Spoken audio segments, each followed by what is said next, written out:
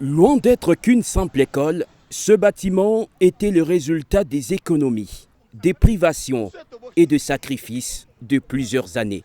Mais en un claquement de doigts, l'infrastructure a disparu, rasée par la volonté des hommes. Après 30 ans de sacrifices et de privations, j'ai eu même des disputes avec les membres de ma famille. Un de mes enfants m'a taxé de communiste. Parce que vous pensiez plus à la communauté. Aux autres et vouloir, n'est-ce pas, aider. Je comprenais pour plus. Parce que moi aussi, j'ai grandi dans la pauvreté. Et je ne pouvais pas ignorer le milieu dans lequel j'ai grandi. Bien qu'en pleine année scolaire, les destructeurs ne se sont nullement préoccupés du sort de plus de 500 élèves régulièrement inscrits dans cette école, moins encore de celui de la trentaine d'enseignants brutalement renvoyés au chômage. Franchement, lorsque l'opération a commencé, alors que je voulais me rendre chez moi, et je vis un groupe d'enfants venir me demander des attestations.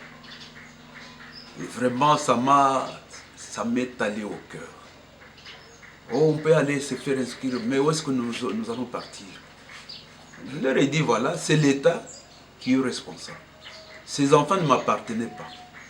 Cette école était aussi pour d'intérêt public. Est-ce qu'aujourd'hui, ils ont commencé les travaux pour se presser à détruire une école avec tout son patrimoine? Vraiment, j'ai des remords. Le personnel enseignant, vous aviez quel effectif aussi? On tournait autour de 27. Il y avait 27 personnels. Qui sont aujourd'hui chômeurs. Pourtant, le président lui-même a dit qu'il faut préserver les acquis.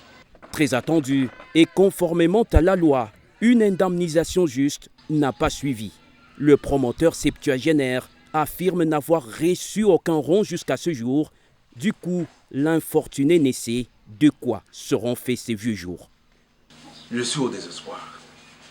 Je ne sais plus rien faire. À cet âge-ci, qu'est-ce que je peux faire?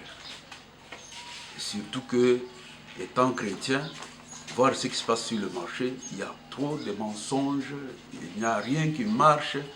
Mais au moins à l'école, on discutait les frais scolaires avec les parents, on tenait des réunions régulièrement avec les parents, et on s'entendait bien avec les parents. Et les parents étaient très contents de la formation de leurs enfants. Membre d'honneur de l'UDPS depuis de longues années, l'homme se désole de constater que son parti soit allé à l'encontre de son propre serment, le peuple d'abord. J'ai acheté la carte de membre d'honneur du UDPS à $50. Et chaque mois, on se réunissait à l'hôtel Equinox et on payait $25 par mois. Et j'ai du mal à croire que je dois recevoir une telle récompense. J'ai soutenu l'UDPS durant toute sa vie de combativité. Ils disent bien à la radio, 32 ans ou 36 ans d'opposition, mais il y avait des gens qui les soutenaient. Cette école a bien contribué à soutenir l'UDPS. Déçu et abattu, le promoteur du complexe scolaire Mouabana exhorte les décideurs à se ressaisir pour sauver ce qui peut l'être, l'arbitraire et l'injustice devant être proscrits dans un état de droit.